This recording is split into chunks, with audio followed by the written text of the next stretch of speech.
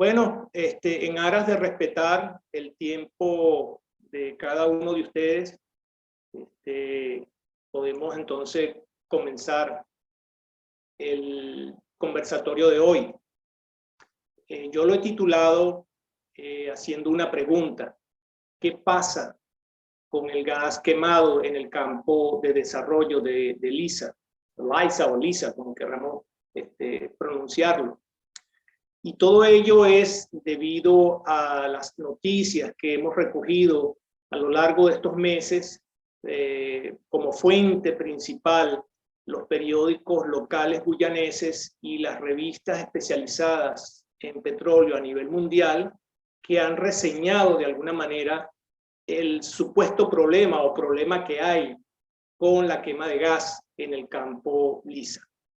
En pantalla ustedes ven la fotografía, una de las últimas fotografías que se tomó en diciembre pasado, muy posiblemente sea de finales de diciembre, donde aparece la unidad flotante que está operando en este momento en el campo LISA y que muestra claramente una torre con lo que llaman una fogata o un mechurrio, como diríamos, como se diría en Maracaibo, y no es más que una antorcha de fuego que sencillamente está quemando gas. Pero ¿por qué empezó a surgir todo esto? Empezó a surgir porque las primeras noticias que empezaron a llegar hablaban de un problema de compresión en una de las cámaras de gas de la plataforma de Exxon, ahí en el campo de LISA.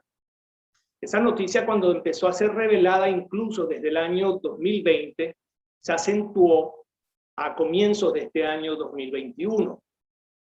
Y una agencia, digamos, de seguridad ambiental a nivel mundial, con sede aquí en los Estados Unidos, pero que tiene una sucursal en Guyana, que es la EPA o la EPA, que es la Environmental Protection Agency, ellos también declararon y dijeron que había un problema con las llamas, pues la quema de gas de Exxon en la plataforma, y que se estaba llevando más tiempo del que se suponía.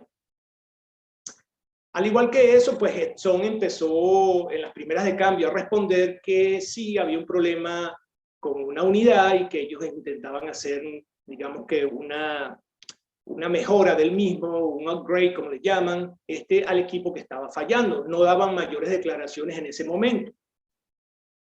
Sin embargo, también ellos, en una defensa, digamos, de estas públicas, hablaban de que querían rápidamente ir a lo que llaman el flameo, ya vamos a explicar eso, piloto, para el final del mes. Es decir, si esta declaración fue en enero, ya hablaban para final del mes de enero de ir digamos, a números de quema piloto. Eso lo vamos a explicar en el transcurso de la presentación.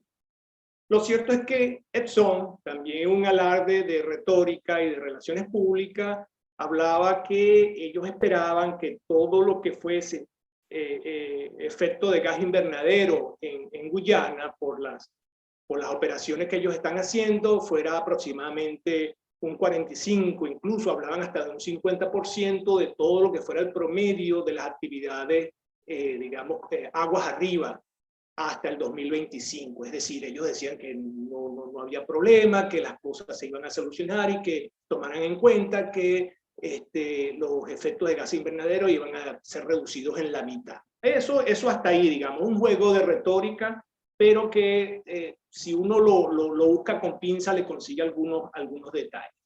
Entonces, pasemos ahora a hacernos la siguiente pregunta. ¿Sí? ¿Por qué se está quemando el gas en LISA? Pero la pregunta también es, ¿cómo se maneja el gas en un campo de petrolero, en este caso en una unidad flotante que está en el medio del mar? O sea, ¿cómo manejan eso?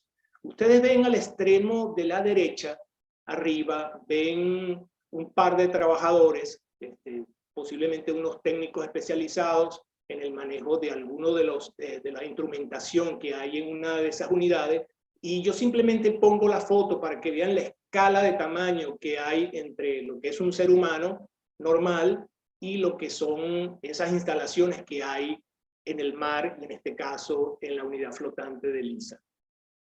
Pero, ¿cuál es el meollo de este asunto? ¿Cómo se maneja ese gas dentro de esa plataforma?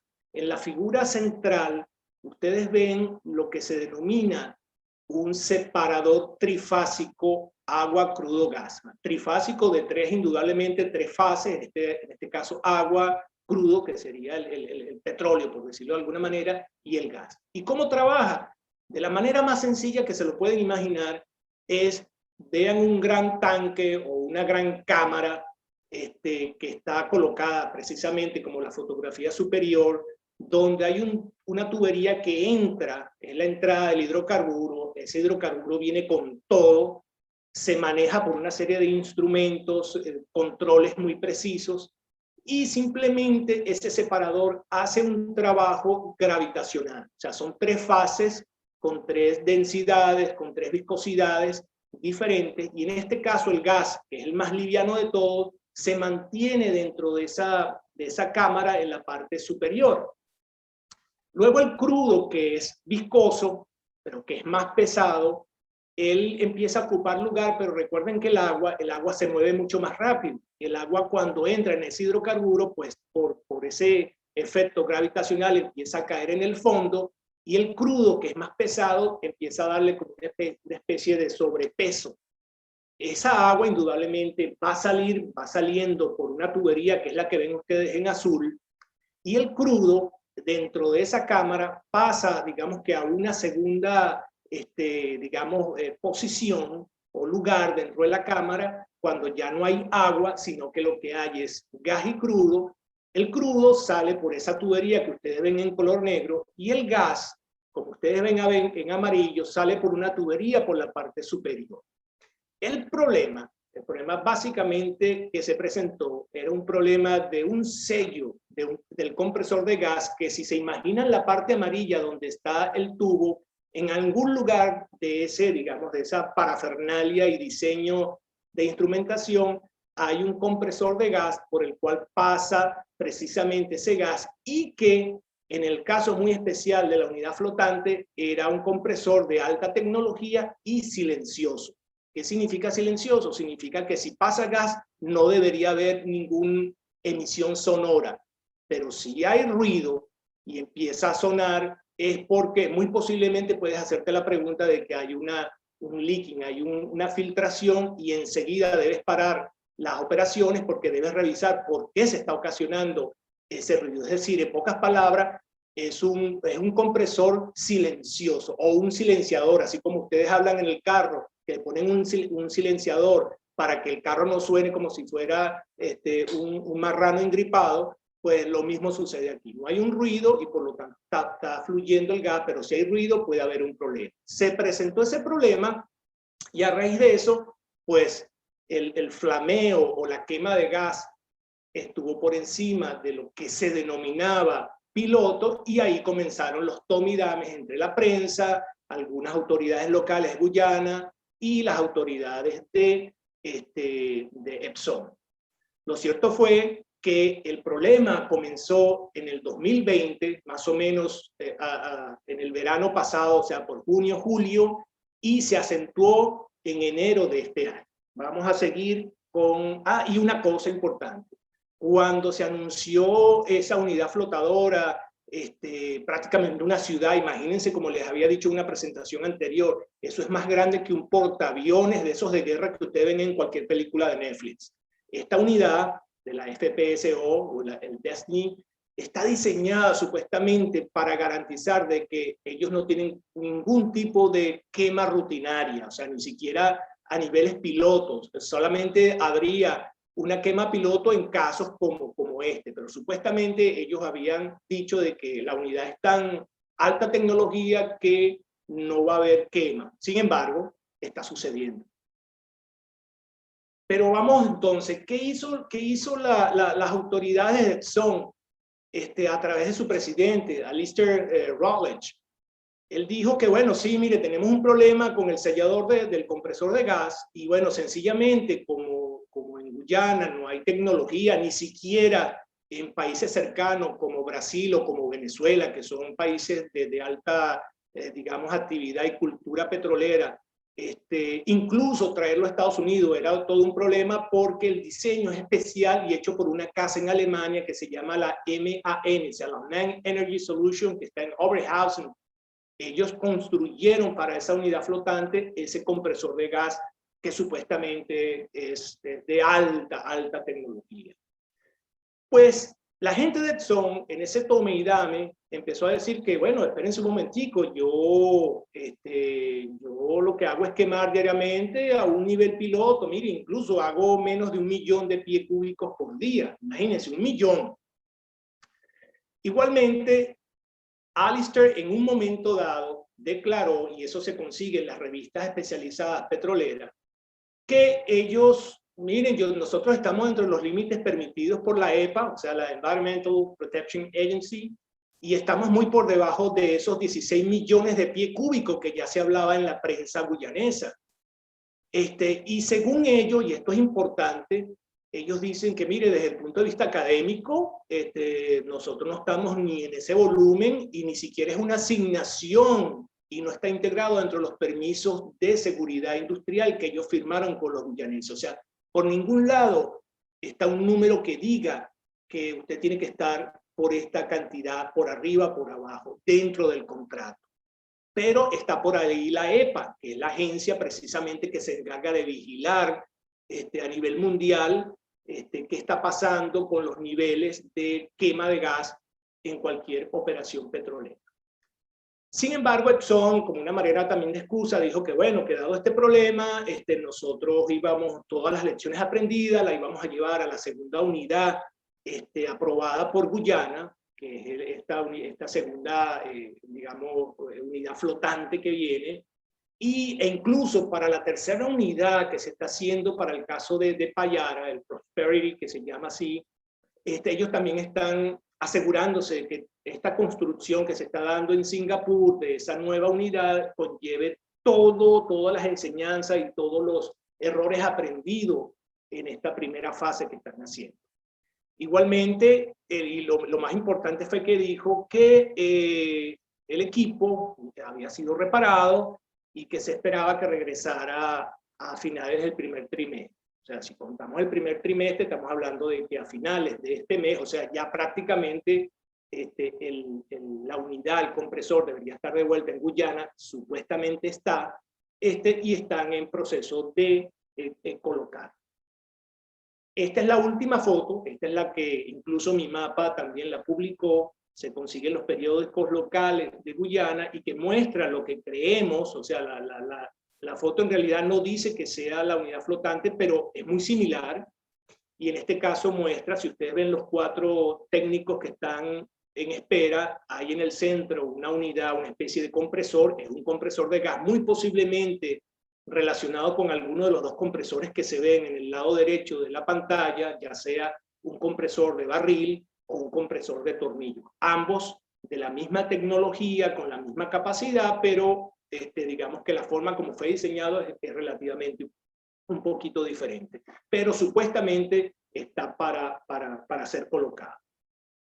Pero aún así, vamos a hacer como una especie de trabajo detectivesco y vamos a los pormenores de toda esta, digamos, metralla de va y contra que había entre la Exxon y la prensa guyanesa e incluso las autoridades de Guyana.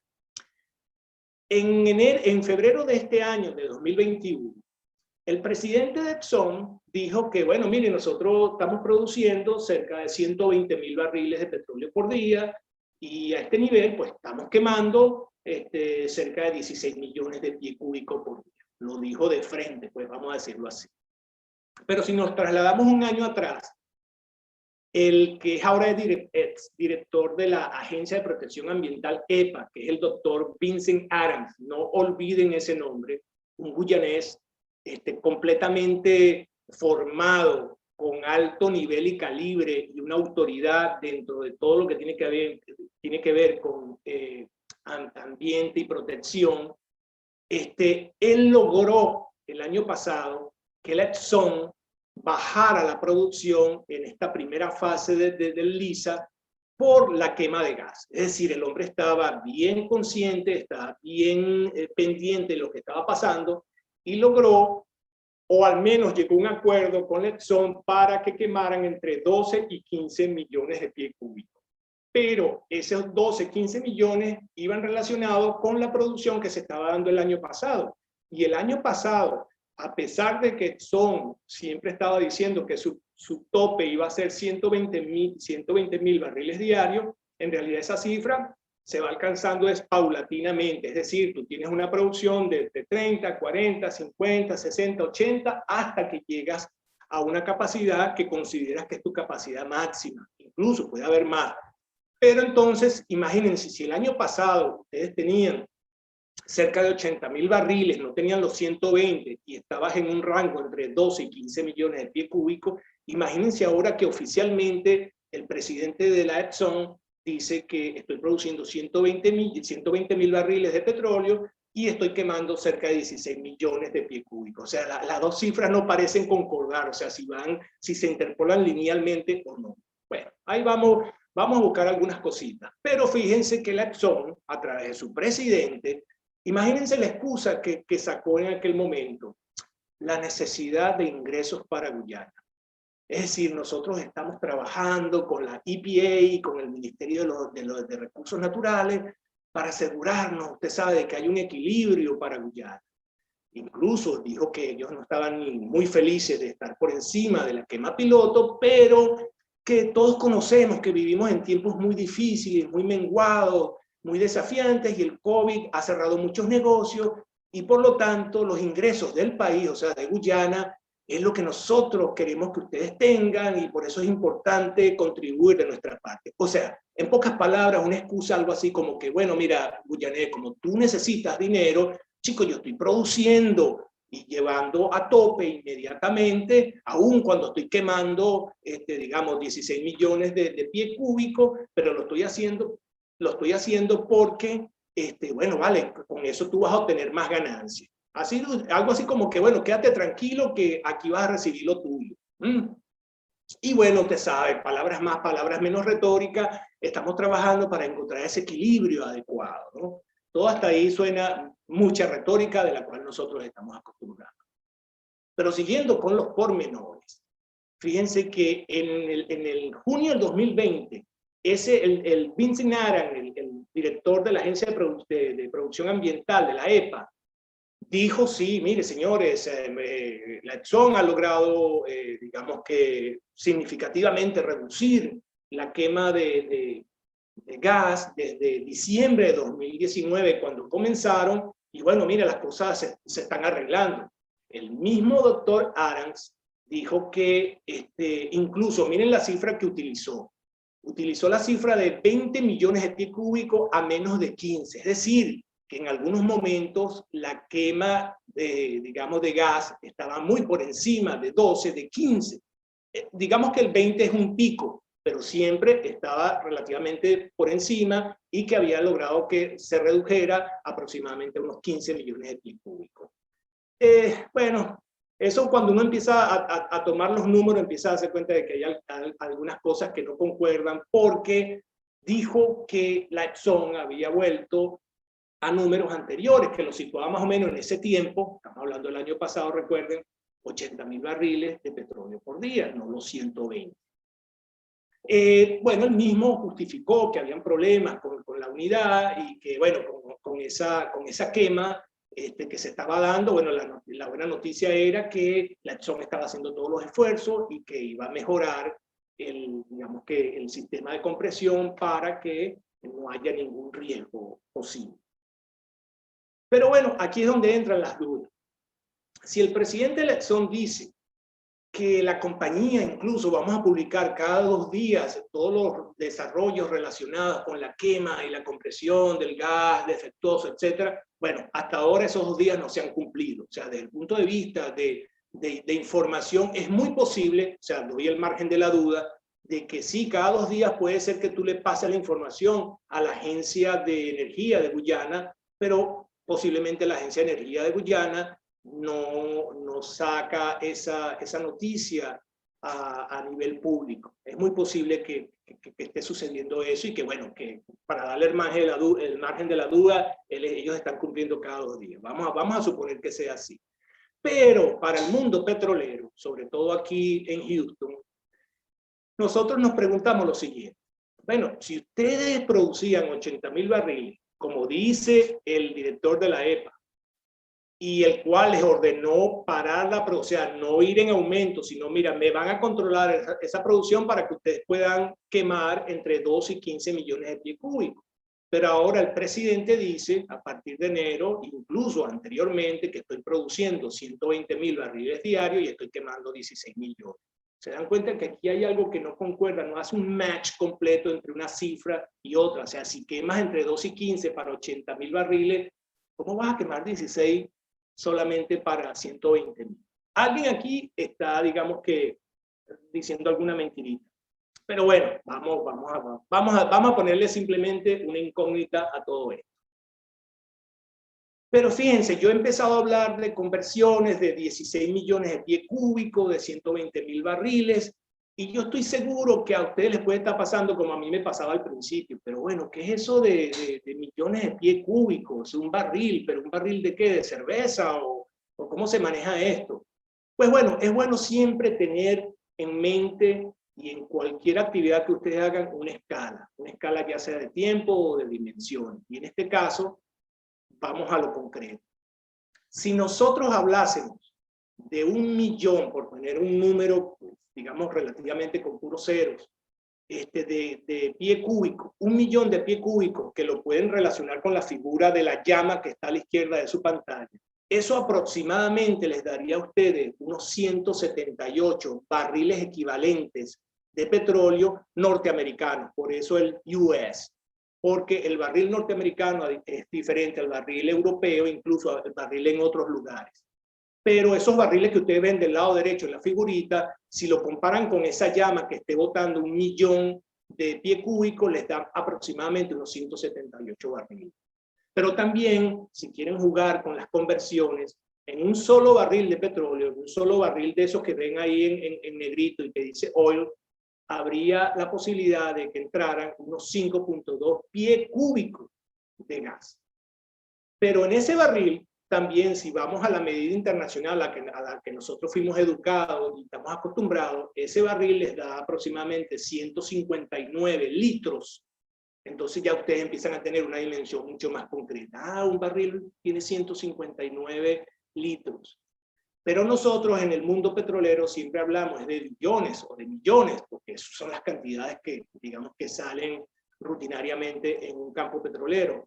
1 billón, digamos que para los gringos, 9 ceros de gas natural, serían si ustedes lo multiplican por el factor 0.167, eso le daría millones de barriles equivalentes, o sea, en este caso 6 ceros.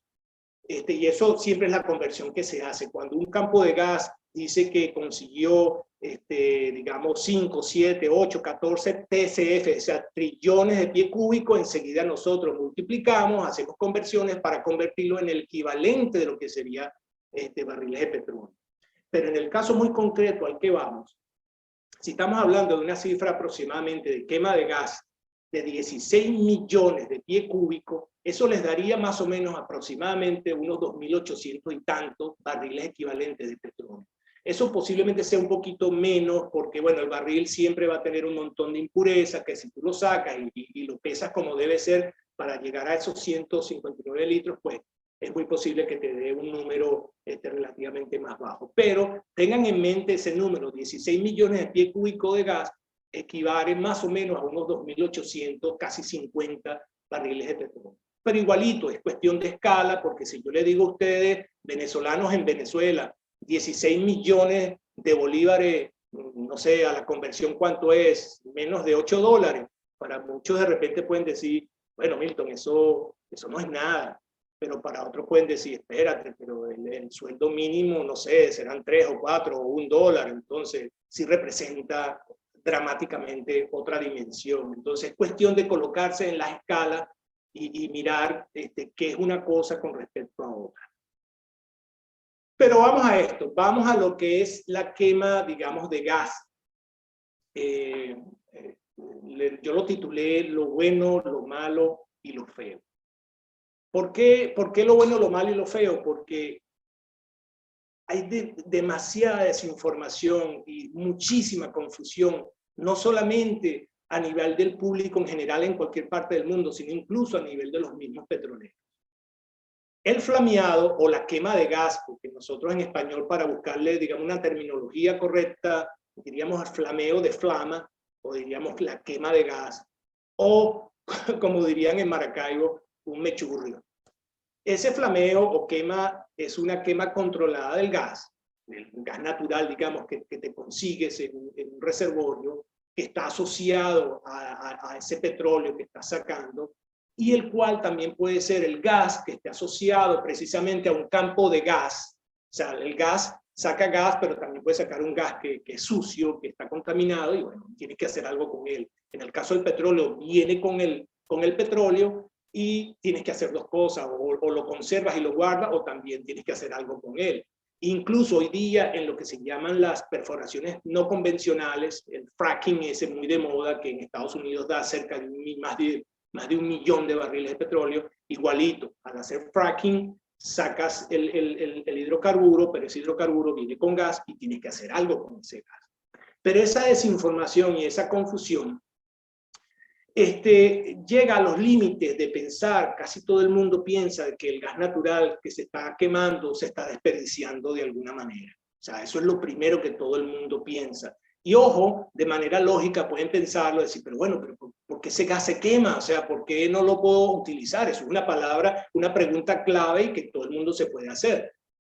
Y un segundo error que también se comete es que todo el mundo piensa que quemar gas es perjudicial para el medio ambiente y contribuye al cambio climático. Ustedes, bueno, me imagino que estarán cansados de haber leído, estudiado, visto películas, etcétera, lo que ustedes quieran sobre precisamente todo este movimiento mundial que hay sobre la quema de gas y el perjuicio que ocasiona para los seres humanos, para la flora y la fauna, y toda la parafernalia que tiene que ver con el cambio climático, que es parte fundamental hoy día de cualquier campaña presidencial que se haga en cualquier país del primer mundo.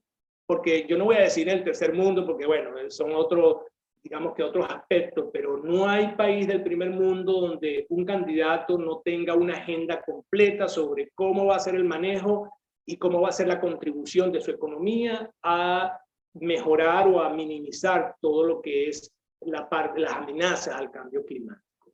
Ustedes ven 3 figuras y yo puse lo bueno, es la figura de la izquierda abajo, donde, bueno, mire, la quema de gas es un proceso, o sea, es un proceso controlado, a veces necesario, cuando usted no tiene un sistema de tuberías en el campo, e incluso ayuda a reducir los gases peligrosos. Ya hablaremos de eso. Ustedes podrán decir en este momento, pero bueno, Milton, ¿de qué estás hablando tú? Si eso ocasiona y suelta a la atmósfera CO2, pero no olviden una cosa, el gas es metano, y si ustedes no lo queman en condiciones o en situaciones que es necesario, ustedes están soltando un veneno a la atmósfera que sí ocasiones, está demostrado por laboratorio, que produce mayores daños.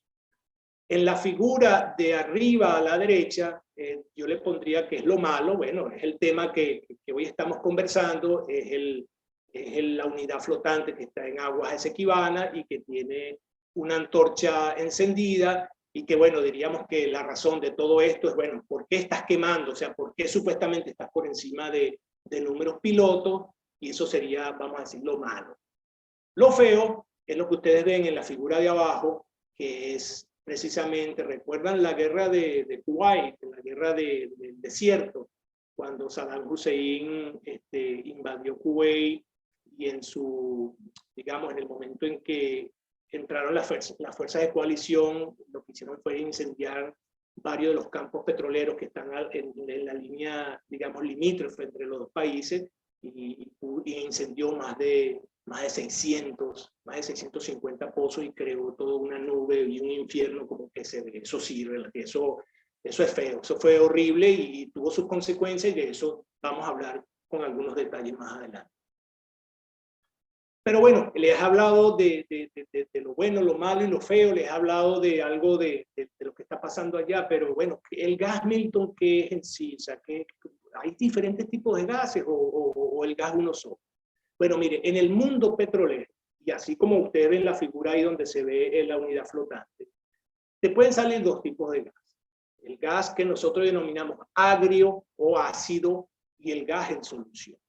El gas agrio o ácido es que todo gas en realidad que se consigue no es 100% limpio, no es directamente un combustible que vas a utilizar como medio energético, sino que ese gas cuando está sucio se le llama agrio. ¿Por qué? Porque tiene componentes químicos que lo hacen prácticamente de no utilidad, o sea, inutilizables. Y en este caso es por la presencia de un ácido sulhídrico que es el famoso H2S. Y también con dióxido de carbono, el CO2, que son como fuentes de combustible. Digamos, ese sulfuro de hidrógeno, que es el ácido sulhídrico, es un químico bastante peligroso y dañino. Cuando es en pequeñas cantidades, tiene un olor muy particular.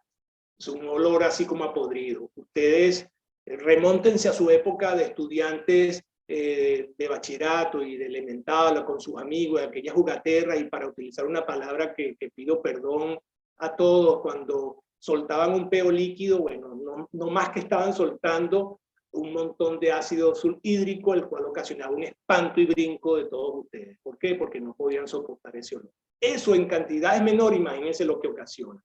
Pero cuando es en cantidades muy superiores, a volúmenes muy grandes, puede ser verdaderamente tóxico y puede causar la muerte de cualquiera de nosotros que esté bajo esas condiciones. Nosotros en el mundo petrolero, cuando hablamos de un gas, la pregunta que hacemos siempre es el gas dulce, para no decir agrio o ácido, sino que si es dulce es porque tiene menos de 0.5% del ácido sulhídrico. Eso significa que es un gas muy dulce, y prácticamente para llevarlo a compresión y llevarlo a instalaciones y después repartirlo. O sea, eso sería lo ideal.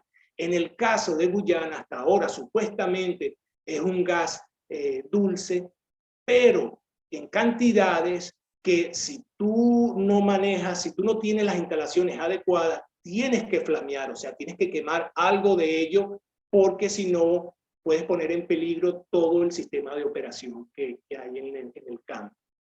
En el caso del gas en solución, digamos que el petróleo cuando sale, pues viene en ese crudo una serie de burbujeo, viene el gas contenido ahí, y bueno, en la medida en que ese petróleo va subiendo, ese hidrocarburo va subiendo a superficie, pues ese gas que viene disuelto empieza como a salir y tú tienes que controlarlo, ya sea que o también lo guardas o retroalimentas, como el caso de la unidad flotante prometió, o tienes que liberar alguno de ellos, como el caso que está sucediendo ahorita. Tienes un problema con un compresor y tú no puedes, ¿dónde vas a meter ese gas? Pues sencillamente, como no lo puedes meter de vuelta, tienes que quemar una gran porción de él. Y eso es lo que está, digamos, que sucediendo.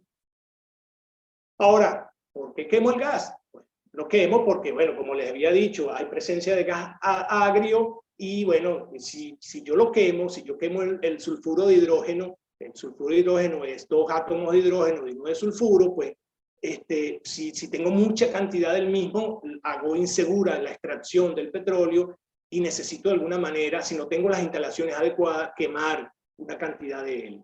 ¿Qué hago? El hidrógeno en este caso, al quemar, se convierte en agua. Créanlo, cuando ustedes están quemando, cuando están haciendo un flameado, está saliendo a esas presiones, está saliendo como una nube de vapor de agua, porque el hidrógeno, al ponerse en contacto con el medio ambiente, con el oxígeno, pues crea agua. Y en el caso del azufre, del sulfuro, pues se convierte en dióxido de azufre. Porque también se está, digamos que, mezclando con átomos de oxígeno que están en el ambiente, y crea un olor particular que es de dióxido. Es como una quema, no es el peligroso sulhídrico, sino que es un olor, digamos, fuerte, pero que al estar digamos, en condiciones de ambiente, pues se flamea, se deja digamos, al medio ambiente. También se quema gas porque ustedes hacen una prueba de pozo. En el caso muy particular, en el LISA, por ser pozo exploratorio, se hace un flameado, o sea, se quema gas para determinar cuáles son los tipos de equipos que se necesitan para entonces llevar un control del hidrocarburo y separarlos en su fase de una manera segura y adecuada. Eso lo hicieron en Lisa y lo hacen en cualquier parte del mundo cuando viene petróleo con gas. También cuando a ustedes les sale en producción, cuando están en plena producción, le salen una serie de productos químicos, componentes en el barro, en el lodo, de lo que llaman lodo de perforación, incluso cuando se hace hoy día fracking, que pueden estar contaminados o con cierta carga de gas, y bueno, ese gas tú tienes que retirarlo de alguna manera y bueno, mucho de él se quema. Lo importante es que lo que llaman en inglés el flaring es preferido, o sea, el quemar el gas es preferido, porque si ustedes queman gas, los que están soltando a la atmósfera, en cantidades pueden ser muy voluminosas, como el hecho de la guerra de Kuwait, o relativamente controladas, como en estos casos, están soltando CO2, ¿verdad? Pero si ustedes no queman, ustedes están soltando metano, el CH4. Eso significa que ese metano está comprobado por laboratorios que puede ser 20 veces más dañino, más mortal que el CO2. O sea, si ustedes sueltan ese gas a la atmósfera, pues ténganlo en cuenta, o sea, van a tener problemas. ¿Por qué? Porque sí están causando un efecto invernadero. Pero aquí es importante que yo les diga algo. La quema del gas, en realidad, sigue siendo la opción más barata que llevar el gas al mercado. ¿Por qué? Porque la quema de gas simplemente se reduce a una oferta y una demanda. Si los precios del gas fueran altos, ¿verdad? De una manera constante, o sea, que todos los años hoy está en crecimiento, yo estoy seguro, y nosotros en el mundo petrolero estamos seguros de que el gas no se desperdiciaría, o sea, no se quemaría. ¿Por qué? Porque quieres de alguna manera tener todo ese gas como venta final. Y el mejor ejemplo que yo pongo para que ustedes tengan una relación es la papa. Ustedes van a los Andes y ustedes ven los sembradíos de papa. Cuando ustedes sacan la papa y la ponen en su huacal, en ese huacal debe ser llevado a un camión y ese camión debe ser llevado directamente a los mercados para ser vendidos, los mercados mayoristas. Si ustedes no ponen esa papa dentro del transporte y lo llevan al mercado mayorista, esa papa se pudre.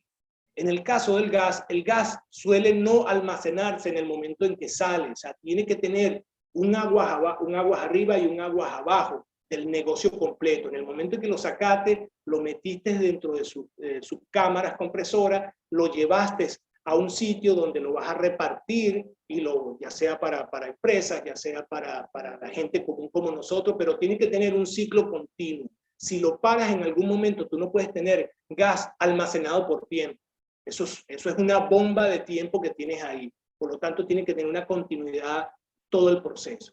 Pero bueno, el gas es tan barato que sigue siendo la hermanita menor del petróleo, y por eso no se le ha prestado, digamos, la atención adecuada en cuanto a su calidad, su precio, incluso sus leyes.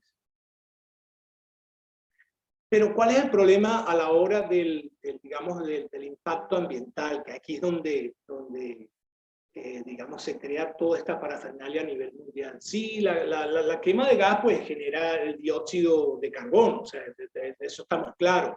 Y supuestamente está vendido a nivel mundial de que eso produce cambios climáticos y eso lo produce el hombre y eso debemos controlarlo, y la quema es perjudicial para el medio ambiente. Y bueno, el mejor ejemplo es que si ustedes ven esa figura que yo pongo al extremo superior derecha de unas chimeneas como esta botando CO2, pues cualquiera puede decir, no, Melito, pero mira, eso es un peligro, chico, eso es un veneno que están soltando todo el tiempo ahí. Sí, perdón, sí es verdad, pero también hay su bemol.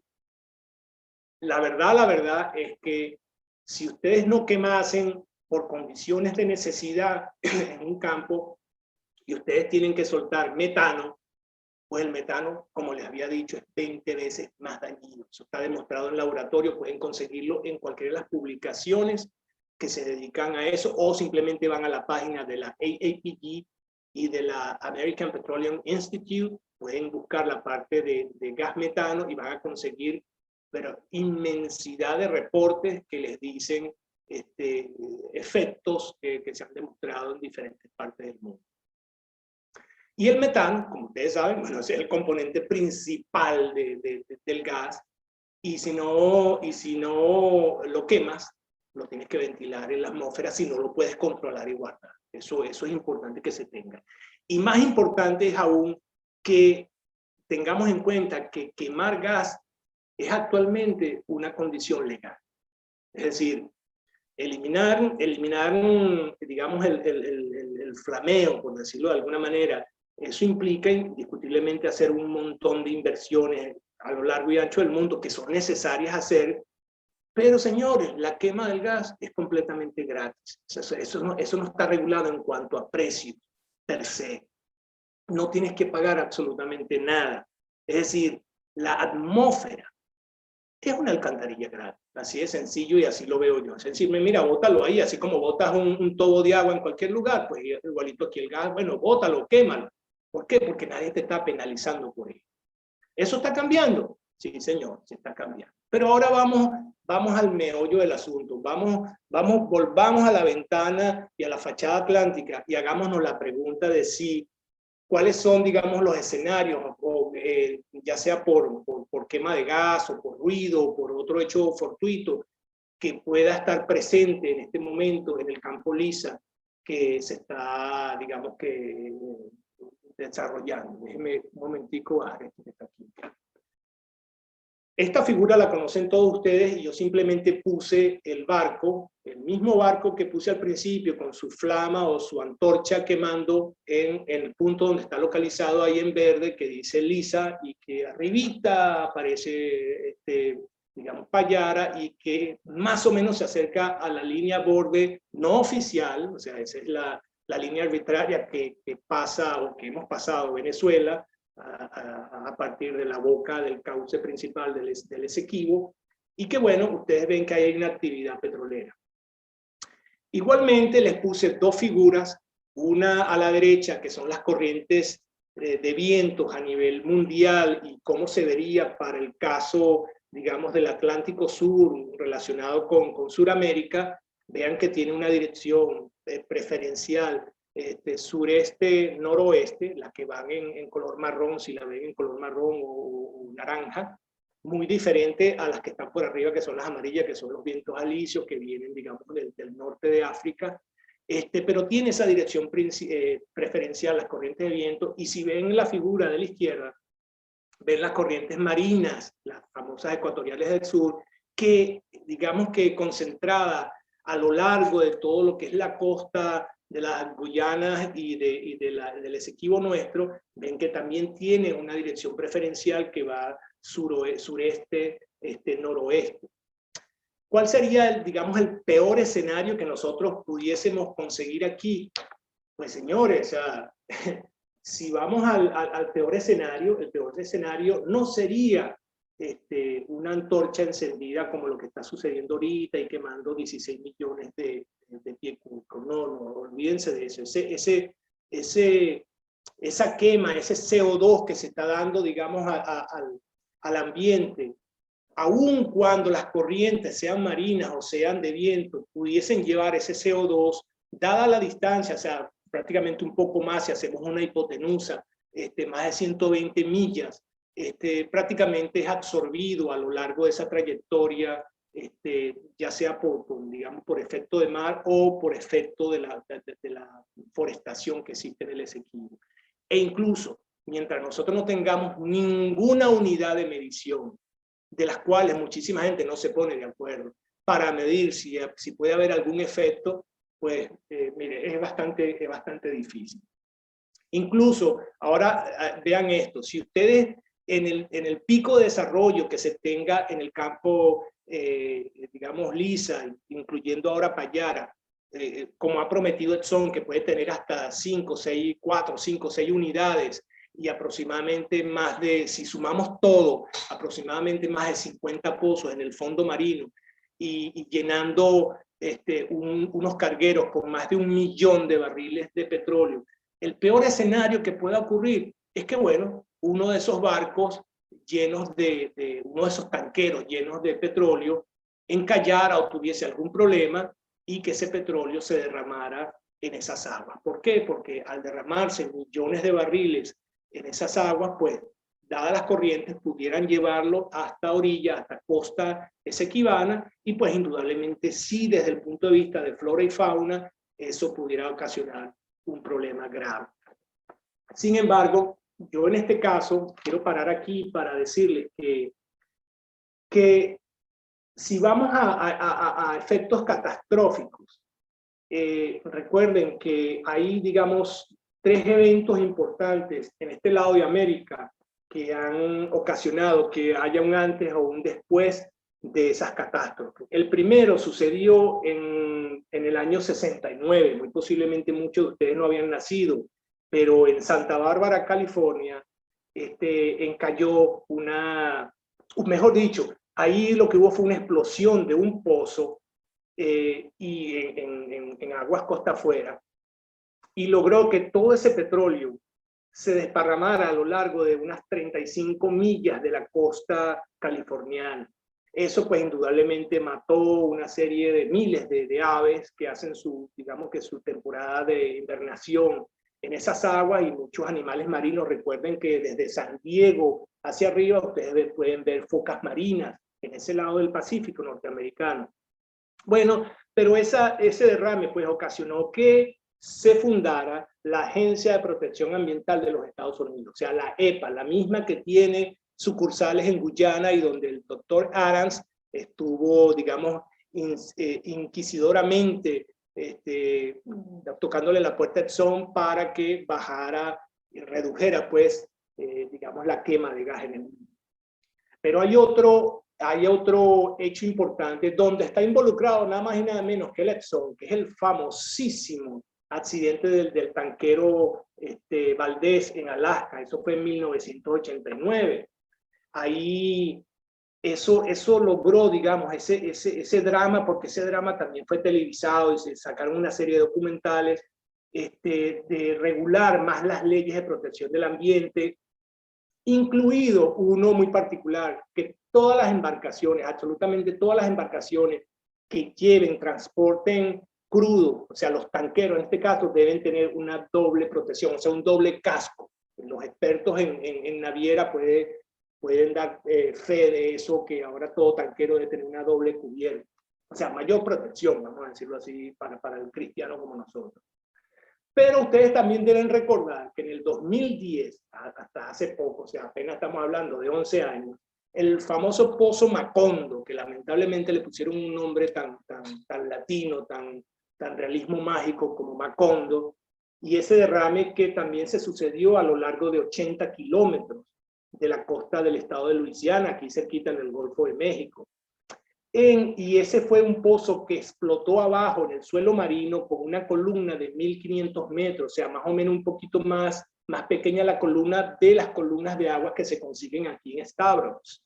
Ese pozo al explotar, bueno, imagínense, hay hasta una película del mismo, el Deepwater Horizon, que fue el famoso, digamos que Jacob, que estaba funcionando ahí.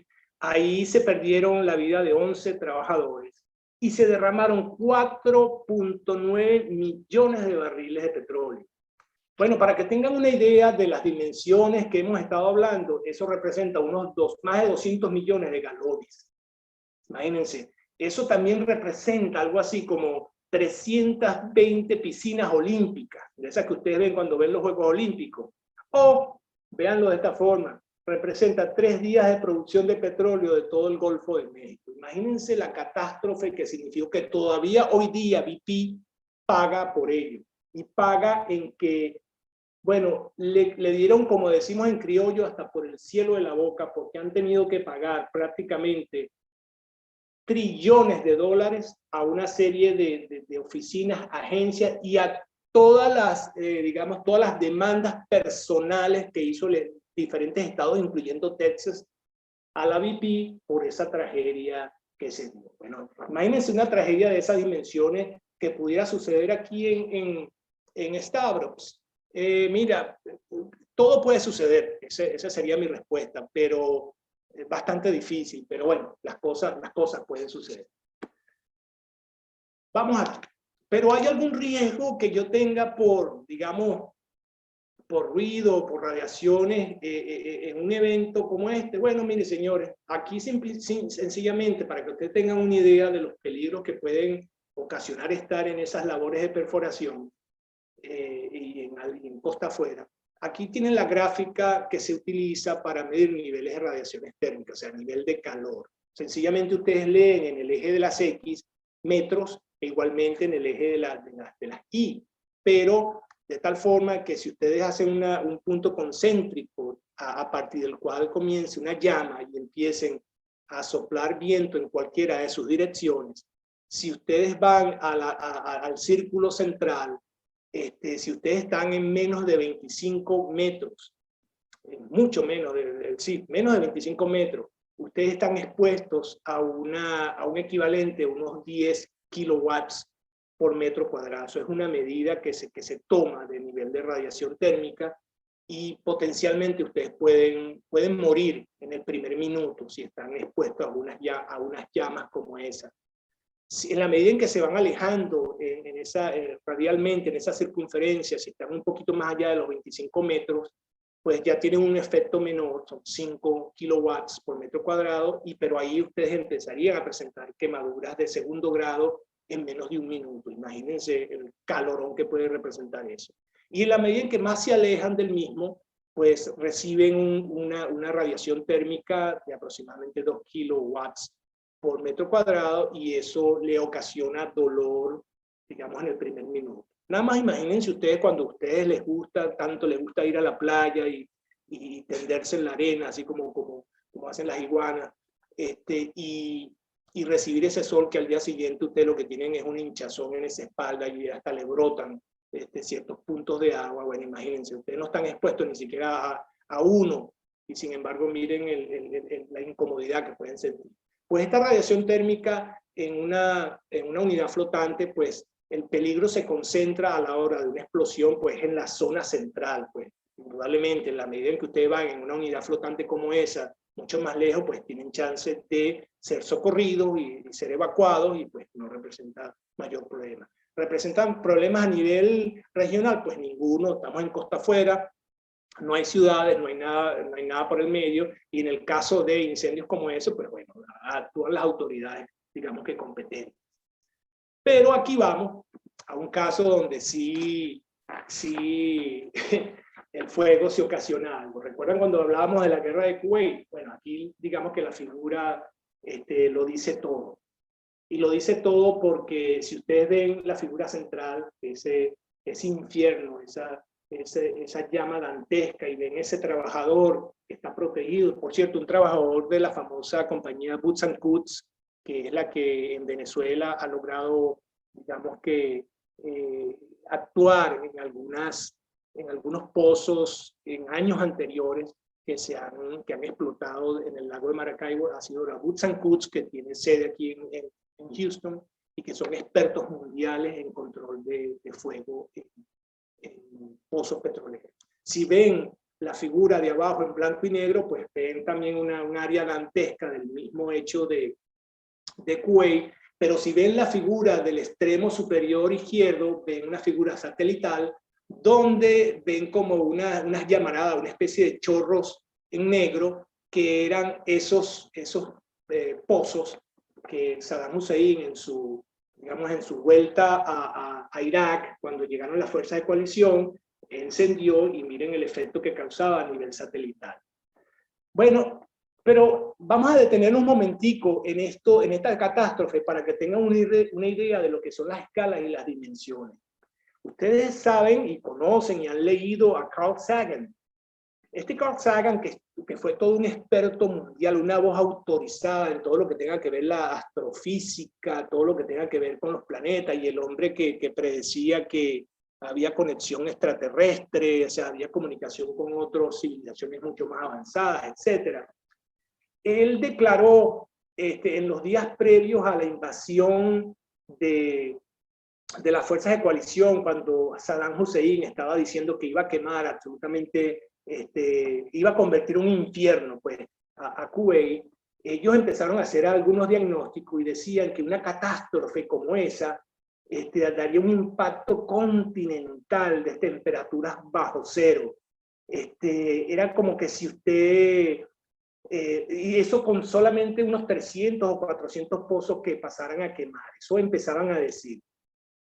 Pues bueno, cuando la operación esa, la famosa operación Tormenta del Desierto, que era la guerra como tal, el mismo Sagan empezó a decir que esos efectos de invernadero iban a elevar la temperatura a nivel de la estratosfera y que esa es la que está como más o menos como a 13 kilómetros por encima de nosotros, y que bueno, que eso iba a convertir un efecto global y que los efectos netos serían muy similares, y él puso en aquel momento, a la explosión del famoso volcán ese Tambora en el siglo XIX allá esto fue en Asia, exactamente, diciendo que era más o menos algo así como equivalente, y donde en aquellos tiempos se recogió en las crónicas de que fue el año sin verano, porque no había luz, porque todo estaba completamente oscuro. Eso mismo decía Carl Sagan, y otros expertos también decían que, digamos que quemar todos esos pozos daría unos resultados catastróficos y demás.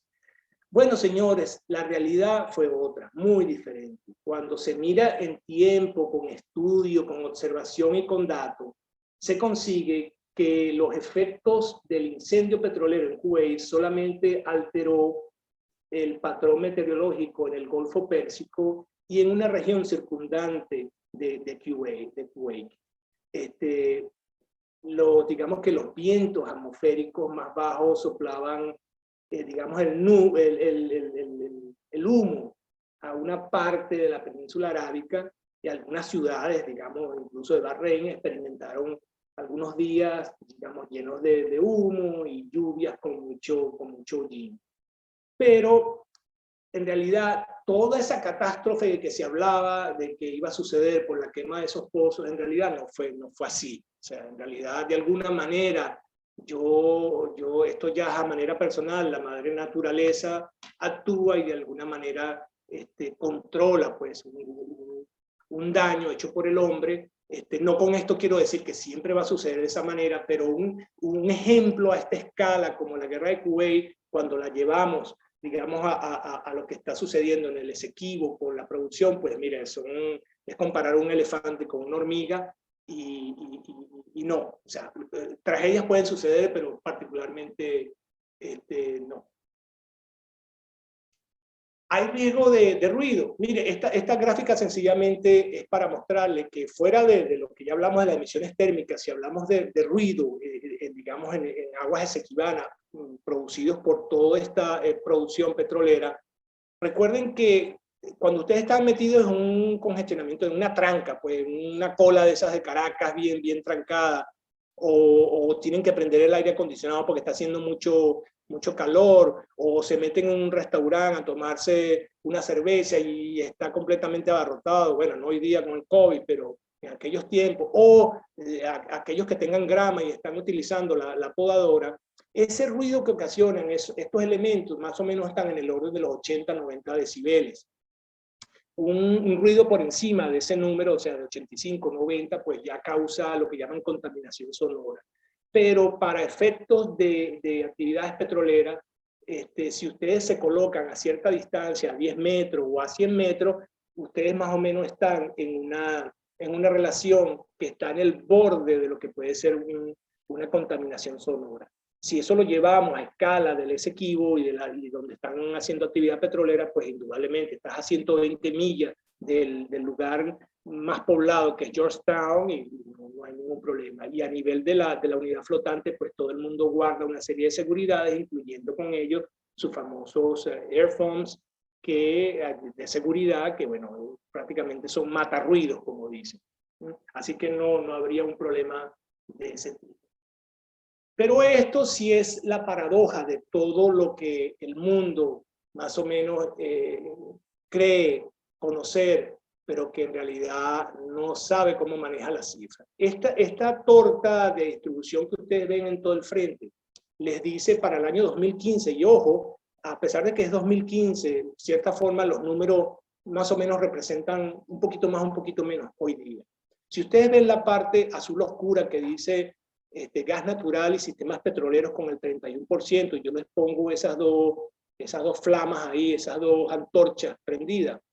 Sí, fíjense, 31% del gas metano emitido nada más en los Estados Unidos y certificados por la EPA, dice que provienen de sistemas petroleros o de toda la actividad petrolera, y bueno, ahí le cae toda la parafernalia de grupos ambientalistas en el mundo, desde la niña Greta y todo el que venga, diciendo que, bueno, que la quema del gas libera 250 toxinas, esas causan cáncer, los benzopirenos, los bencenos, los disulfuros, los carbonilos, los toluenos, etcétera, el mercurio, arsénico. Para ustedes contar, eso representa el 31% de las emisiones de gas metano en Estados Unidos. Pero si ustedes ahora ven hacia la parte de abajo y empiezan a ver los colores en azules más claros y ven donde dice fermentación entérica, 25%, que es todo lo relacionado con la alimentación, el proceso de todas estas granjas, no solamente de ganado vacuno, ovino, porcino, los avícolas, etcétera. Los rellenos sanitarios, eso donde van a parar todas las basuras, ejemplo en Venezuela o en Caracas, cerca, Bonanza, y antes cuando estaba en Mariche, ¿cierto? Y muchísimo antes, aquellos que pueden remontarse un poco más atrás, cuando estaba Ojo de Agua.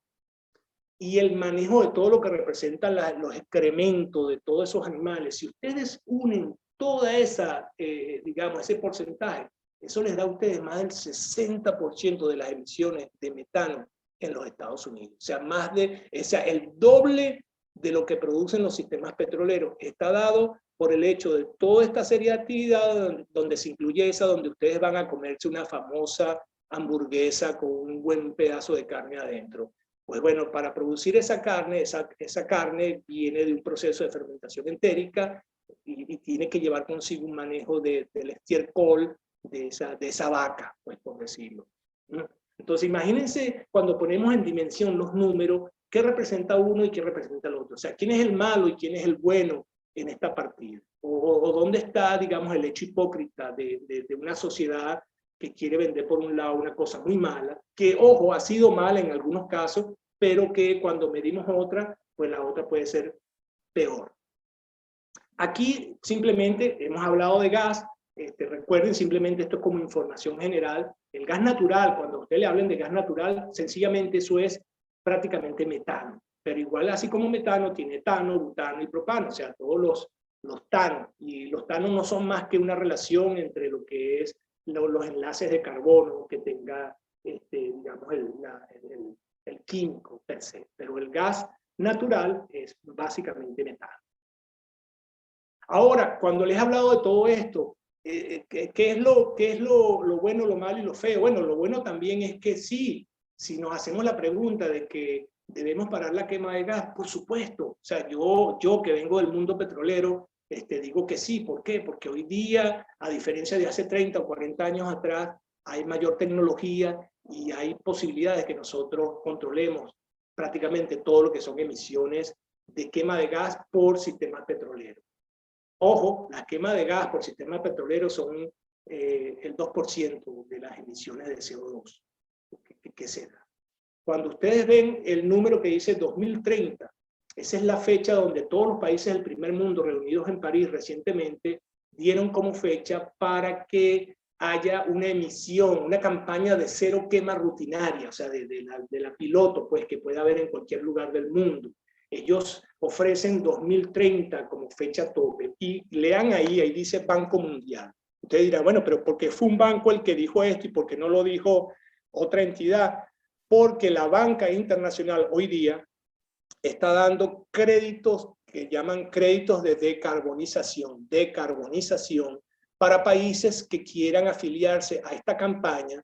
Le dan dinero para que ellos dentro de sus producciones energéticas que tengan, ya sea por fósiles o por cualquier otra, logren reducir esas emisiones de gas a la atmósfera. O sea, reciben créditos para poder trabajar en tecnología y en nuevos planes para ello. Lo que sí les digo es que, indudablemente, cuando hablamos de cifras, nada más en el 2015, y trasládense ahora a los dos números que están al fondo, dice 150 billones de metros cúbicos fue el gas quemado y soltado a la atmósfera en el 2015. Imagínense, eso en ninguno de nosotros cabe una dimensión. Bueno, 150 billones de metros cúbicos. O sea, ¿cómo mido eso? ¿Cómo es ese volumen? Bueno, cuando lo trasladas a días, eso representaría 20 días de todo lo que sería la demanda global, o sea, la demanda a nivel mundial del gas por 20 días. Entonces dice, bueno, 20 días de toda la demanda mundial es lo que se votó solamente en el 2015. Oye, sí, vale, deberíamos buscar que el hombre tenga, digamos, mejores tecnologías para controlar eso y poderlo minimizar. Para allá vamos y estoy seguro que las nuevas generaciones lo van a conseguir. Pero ahora vamos de nuevo para atrás, vámonos para el Esequibo de nuevo y salgamos, digamos, de la producción en el campo Lisa y entremos en el proyecto Payara. ¿Por qué particularmente? Porque aquí hay un caso que siempre hay que prestarle atención. El permiso ambiental para el proyecto de Payara en Stavros tiene una fecha hasta ahorita, hasta septiembre. Es decir, la ExxonMobil debe presentar todo lo que es un plan de lo que llaman HSE, o sea, un plan de monitoreo ambiental, socioeconómico, etc. Ese documento que se lo deben entregar, entre otros, a una autoridad también como la Agencia de Protección Ambiental, o sea, la EPA, donde deben incluir absolutamente todos los protocolos y todos los estándares de desempeño y responsabilidades, o sea, el know-how de cómo vas a hacer todo ese proceso de seguridad ambiental y trabajar conjuntamente con la EPA. Pero también todo lo que sea la parte de capacitación que requiera la EPA para poder implementar, monitorear, vigilar a la Exxon está obligada a, digamos que por el permiso y por el acuerdo que tenga, a proporcionar, ¿verdad? Hasta ahí, bueno, hasta ahí suena todo bien.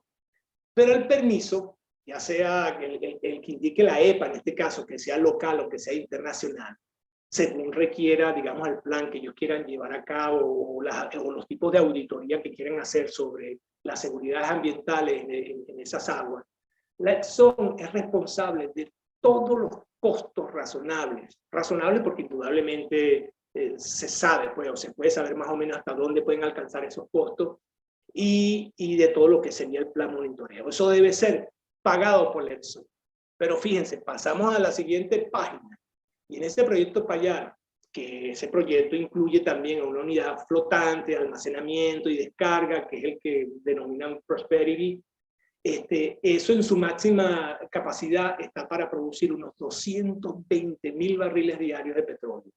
Tendría ese proyecto Payara, que está penitas encima, no sé si la figura les ayuda a ver la palabra Lisa con cierta forma y arriba Payara, bueno, eso va a tener aproximadamente unos 45 pozos que incluyen toda la parte de producción, la producción de inyección de agua y la de inyección de gas. O sea, el gas que se saca se debe volver a meter tal cual como lo prometieron aquí en Lisa. Y eso se espera para el 2024. Ese indudablemente es el tercer desarrollo que está haciendo Exxon en la zona. Pero fíjense, en los contratos que firmó la Exxon, ellos podrían recuperar esos costos de su producción en el bloque Stavros. ¿Y saben qué? Cuando se leen el anexo C del contrato de esa producción compartida que hay entre Guyana y la ExxonMobil, que se firmó en el 2016, eso lo dice ahí. O sea, en pocas palabras, señores, la Exxon le va a pagar a Guyana, a través de la EPA, le va a pagar para que lo monitoree, pero a su vez va a recuperar absolutamente todo ese dinero que ellos invierten, porque, bueno, sencillamente eso está en los contratos.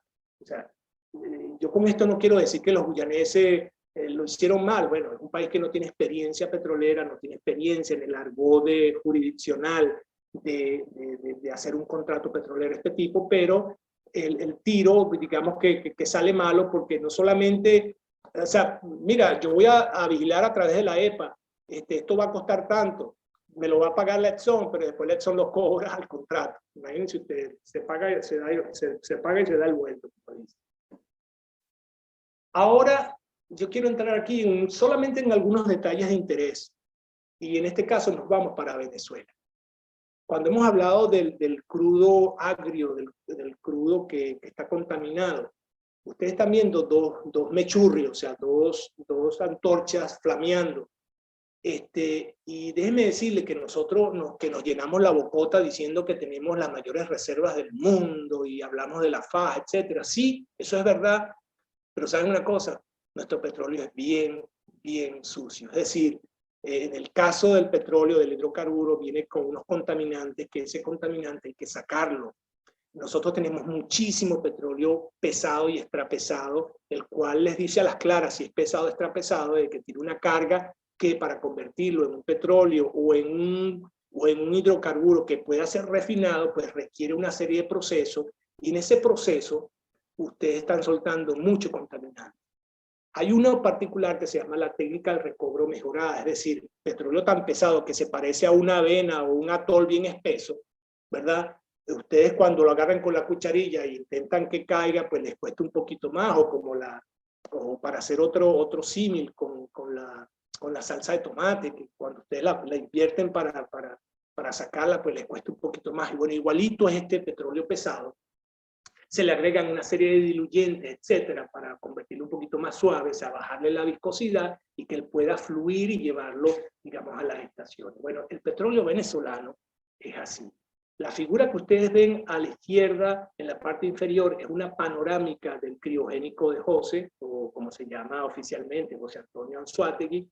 Es un condominio donde hay varias empresas, donde PDVSA lleva, digamos, que el control supremo gerencial, donde estuvo incluso la Exxon, está Chevron, estuvo Total, estuvo BP, estuvo ConocoPhillips, nómbrelas, y estuvieron en ese condominio. ¿Por qué? Porque eran las empresas que inicialmente empezaron a extraer todo ese petróleo ultra pesado que había en la faja de 8 grados API, y que para poderlo mover a lo largo de 235 kilómetros desde allá abajo hasta Nueva Barcelona, o ahí donde está el criogénico, pues necesitabas que disolverlo un poco.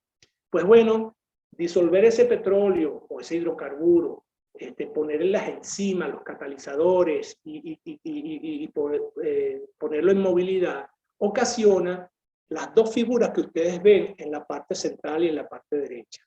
Ambas figuras está prohibido terminantemente tomar fotografías a lo largo de la intercomunal que comunica Nueva Barcelona con el criogénico, o si vienen de Clarines hacia Barcelona, ustedes no pueden parar en la vía a hacer tomas fotográficas, porque si los llega a ver, digamos, la vigilancia militar que hay en la zona, le pueden confiscar las cámaras, porque está prohibido tomar esa fotografía. ¿Por qué está prohibido tomar esta fotografía? Porque, miren, señores, en el caso nuestro, lo que ustedes están viendo ahí son montañas de azufre, de coque y de coque, que digamos, en el caso pristino, en el caso fundamental, cuando se hizo el criogénico, prácticamente nosotros no íbamos a tener ningún depósito de coque o de azufre. Sencillamente, todo iba a ser puesto en unos barcos, en unos flotadores, y ser llevado para la venta, para después hacer abonos, etc.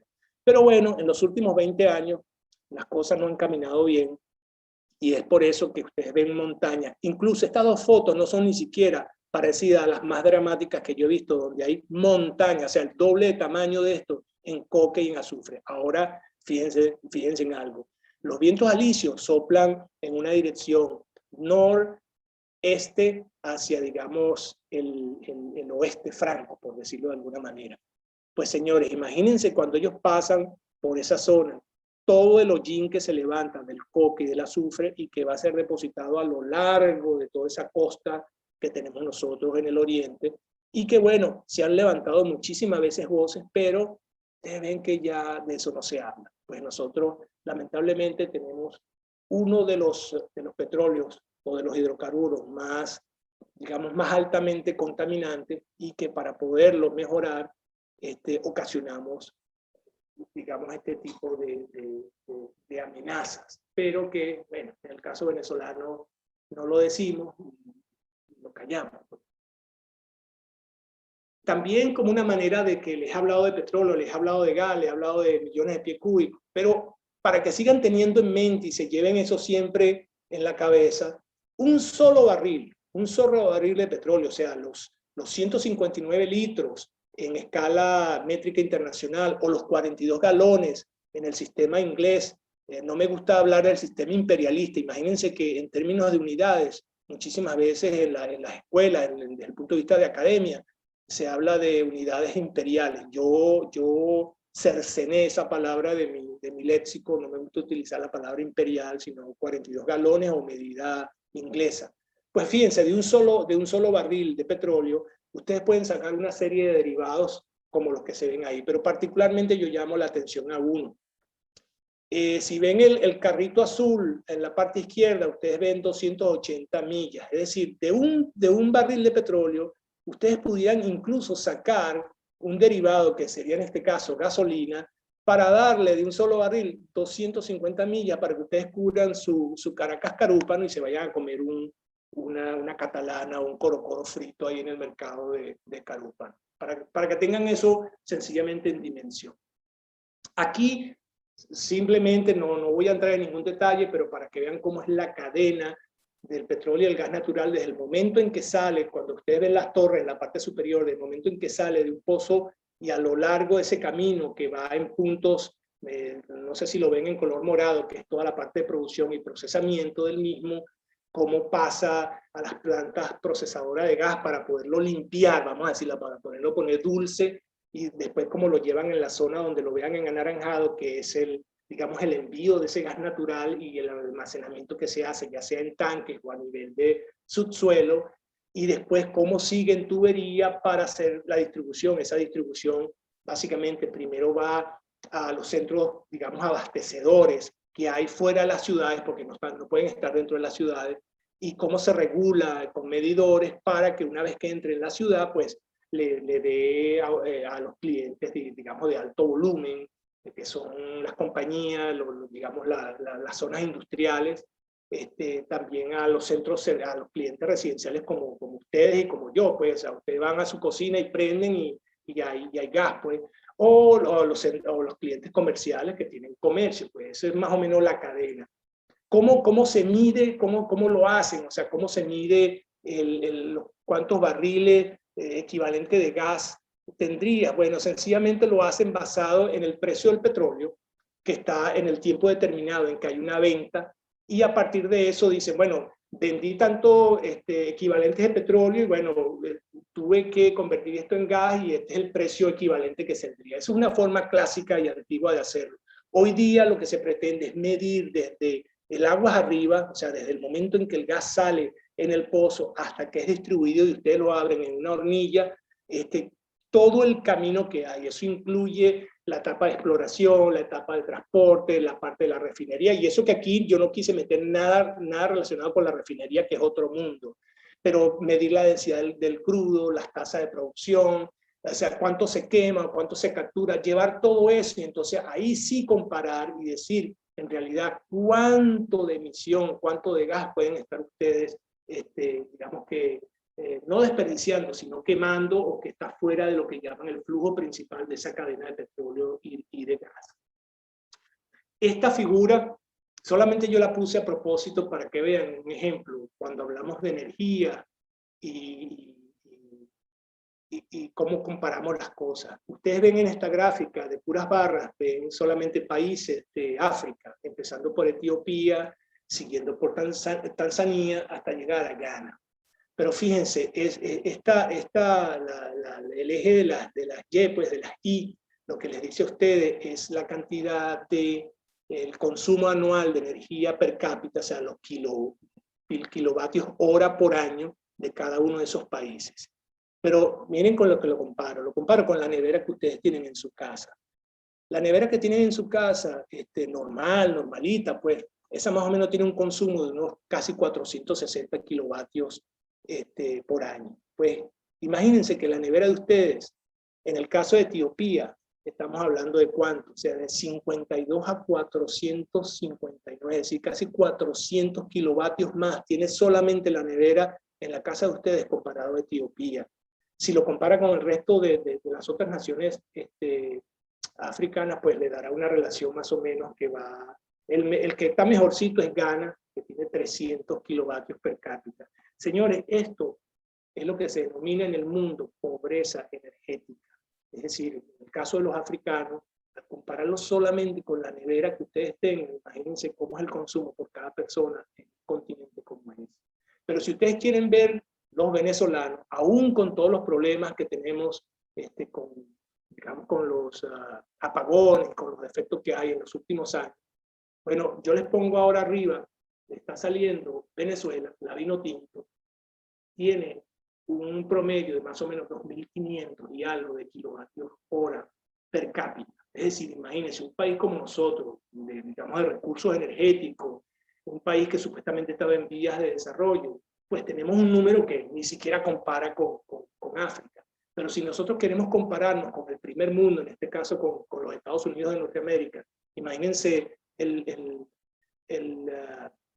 consumo per cápita que tiene los Estados Unidos en comparación a Venezuela. O sea, casi llegan a los 12.000 kilovatios hora por año en comparación, por ejemplo, con Venezuela. Bueno, indudablemente de un país primer mundo a un país como el de nosotros, comparado con África y comparado con la nevera de la casa de ustedes, pues imagínense la escala de pobreza energética que hay en el mundo. Y para eso hay que tener un poquito de conciencia y saber hacia dónde debemos manejar nosotros en este problema de los recursos de la energía. Pero así como ahí la energía sigue dominando el mundo desde cualquier punto de vista, este es el comportamiento de todos los tipos de energía para cubrir la demanda mundial. Eso pueden verlo, digamos que la fuente es 2018 y eso lo pueden conseguir en la EIA, que es una Environmental Investigation Agency, donde pueden conseguir números incluso por país. Aquí en esta gráfica es sencillamente para demostrarle que si medimos un rango entre el 2016 y el 2040, el petróleo sí seguirá en alza. Es decir, la demanda mundial siempre va a seguir fosilífera, aun cuando ustedes lean y escuchen que hay una tendencia mundial a ir a las energías alternas, a las energías limpias. Sí lo hay, pero el mundo en los próximos posiblemente 25, 30, hasta 40 y 50 años, otros dicen, seguirá siendo fosilífero. El gas natural, sin embargo, vean cómo también tiene un crecimiento un poquito más exponencial. Es decir, para el año 2040 también se espera que haya un incremento de ello. Pues imagínense en el caso del Exxon, cuando está pensando en un lugar como el Esequibo, como la explotación, el Campo Lisa, Payara al que viene y los otros que pueda continuar, no solamente de ese lado, sino también del lado de Surinam, petróleo y gas natural, que son dos componentes fundamentales que se consiguen en la zona, pues van en crecimiento. Dígame si cualquiera no quiere seguir en el negocio. En cambio, en el caso del carbón, fíjese que el caso del carbón, en la medida en que pasen los años, aun cuando la tendencia es relativamente, digamos, ligera, pues, pero va en disminución. ¿Por qué? Bueno, el carbón siempre es un elemento que produce como cierto pánico, siempre es feo, ¿no? Por aquello de las minas, por aquello de la contaminación de los obreros, etcétera. Pero en la medida del tiempo, mientras haya un país como la China, incluso como la India, donde muchísima también de su energía y sus recursos también dependen de carbón, seguirán los números relativamente, no en alza, pero relativamente estables hasta el 2040. Ahora, esta serie de nuevas energías, como la biomasa, pues tendrá un crecimiento relativamente casi insignificante en comparación a lo que hay hoy día. La nuclear, que es la que todo el mundo, digamos, teme y demás, pero que está comprobado que es la mejor energía y a la que nosotros deberíamos ir, pero que surte el mismo efecto de un avión. Diariamente mueren miles y miles de personas por accidentes automovilísticos, pero se cae un avión y eso es una catástrofe que aparece en todos los lugares del mundo, en todas las prensas y en todos los periódicos, ¿verdad? Pero sigue siendo el sistema de transporte más seguro. Igualito pasa con la nuclear. Cuando hay una catástrofe de tipo Chernóbil o la catástrofe del tsunami en Japón que hizo que alguna de las columnas base de ese complejo nuclear estuviese en peligro, pues imagínense lo que ocasiona, digamos, el terror que ocasiona en la humanidad un tipo de eventos como ese. Y las demás, como la eólica y Y la geotermal pues va a mantener cierto crecimiento, pero relativamente insignificativo en comparación a los dos elementos principales que sigue siendo petróleo y gas natural. Díganme ustedes, y vuelvo y repito esto, si empresas como la Exxon o cualquiera otra en el mundo no está dispuesta a seguir investigando, explorando y produciendo en cualquier lugar, ojo, en cualquier lugar del mundo. Y antes de casi finalizar, yo quiero ponerles lo que yo creo en mi percepción muy personal, un héroe anónimo y que relativamente juega a favor de su gente, que es Guyana, pero a favor también de nosotros, porque es el único, hasta ahora, ese es el doctor, el famoso doctor Adams, quien es toda una autoridad en hechos de seguridad ambiental. Él es un petrolero formado prácticamente toda su vida profesional ha sido en los Estados Unidos, con muchísimos reportes técnicos escritos, toda una autoridad, y que bueno, en este caso es guyanés, y que él predijo que en el 2018, cuando ya prácticamente el Exxon había descubierto y estaba haciendo todos los preparativos para la primera fase del desarrollo del LICER, dijo que Guyana debería, o sea, se va a convertir indudablemente en un productor de petróleo, pero que debería ser la agricultura y la energía renovable las claves para la palabra sostenibilidad a largo plazo. Es una palabra de moda y que ustedes la van a escuchar en inglés, sustainability, la van a escuchar a cada momento porque es lo que está en boga para las energías alternas y para toda la parafernalia que tenga que ver con ir minimizando las emisiones de gas o lo que llaman decarbonización o net zero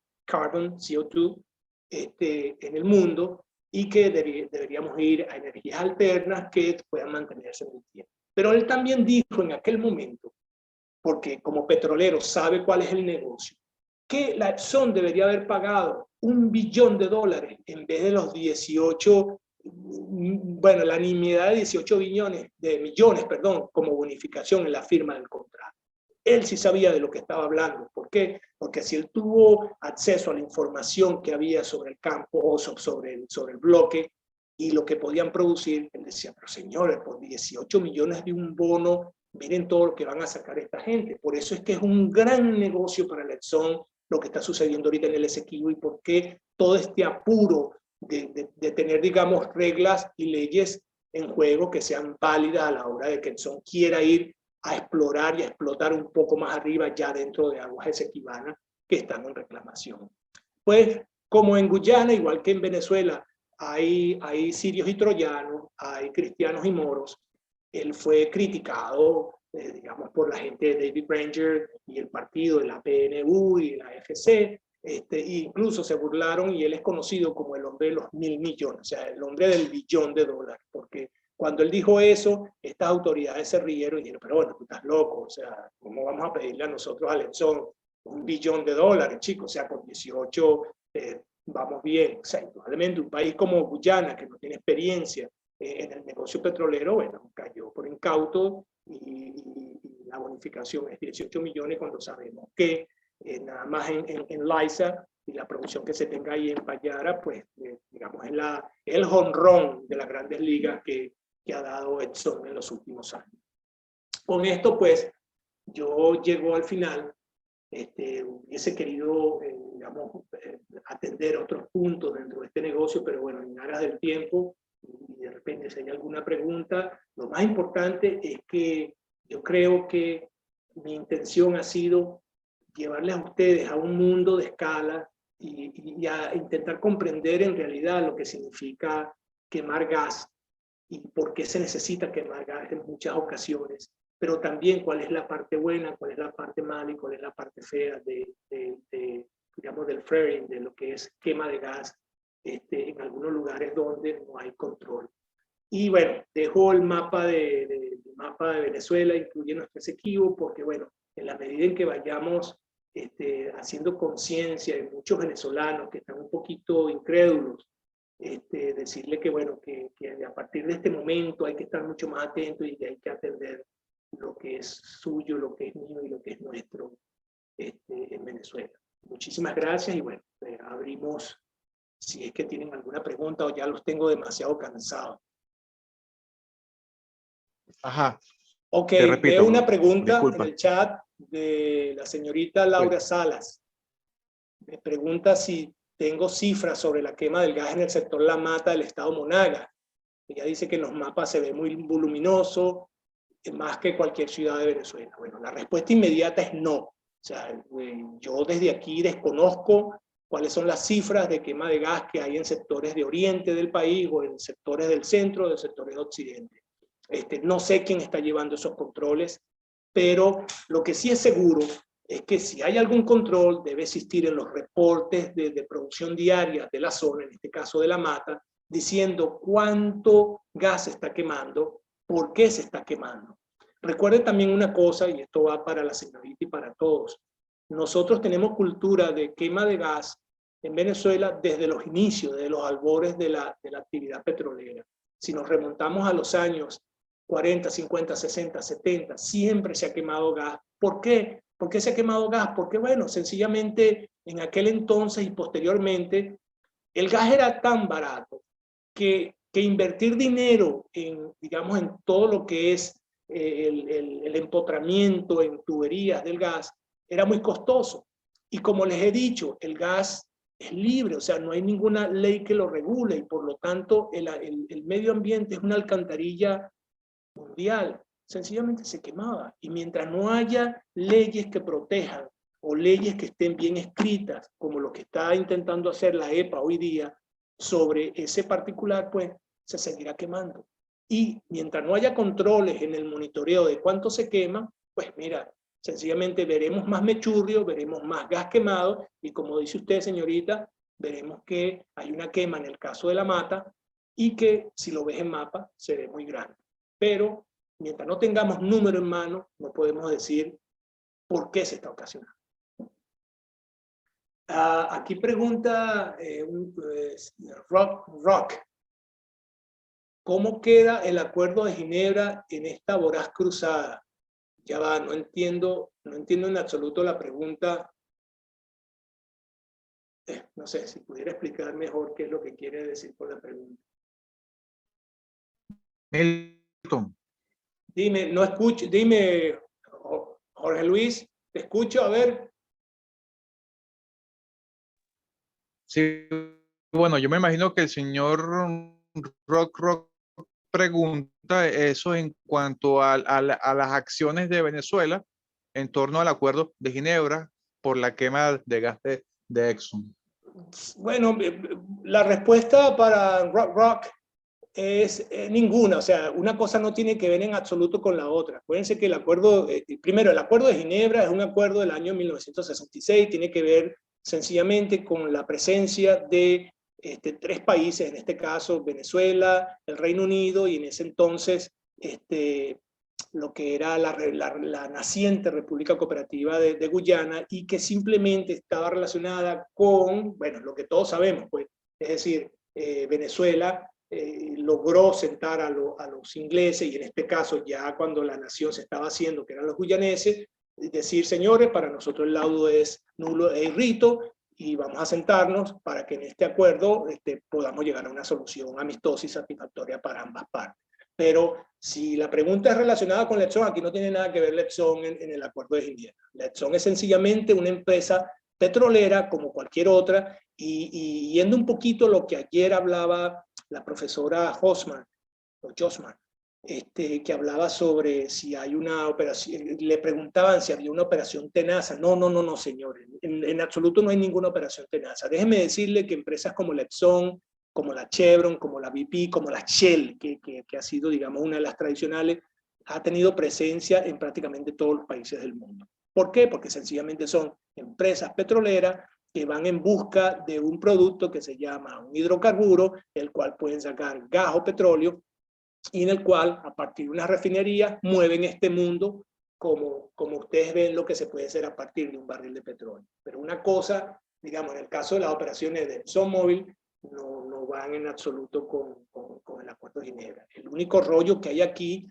si esto puede hacerle luces, es que la Exxon como empresa petrolera y como operadora, ojo, el hecho de que ExxonMobil aparezca como el nombre que tiene que dar la cara es porque es la operadora en el bloque Stabroek. pero si la operadora fuera la CNPC, los chinos fueran los chinos, o si fuera la GES, fuera la GES, o cualquier otra que fuera parte del convenio. Sencillamente ellos están en este momento haciendo actividades en aguas, digamos, del frente atlántico de la zona de Guyana, de la Guyana inglesa, pero en un bloque que de manera arbitraria los guyaneses extendieron a lo largo de todo lo que es el frente esequibano, lo pusieron en límites con la parte digamos ya de aguas venezolanas plenamente, y que ellos en esas exploraciones, en esas actividades, han logrado hacer algunos puntos como el famoso Ranger, que es un pozo exploratorio en el centro de las aguas esequibanas, el cual le dio a ellos la posibilidad, el potencial de no solamente buscar, digamos que, recursos comerciales de hidrocarburos, sino que en este caso recursos de una fuente que ya no es, digamos, de depósitos sedimentarios, sino que es también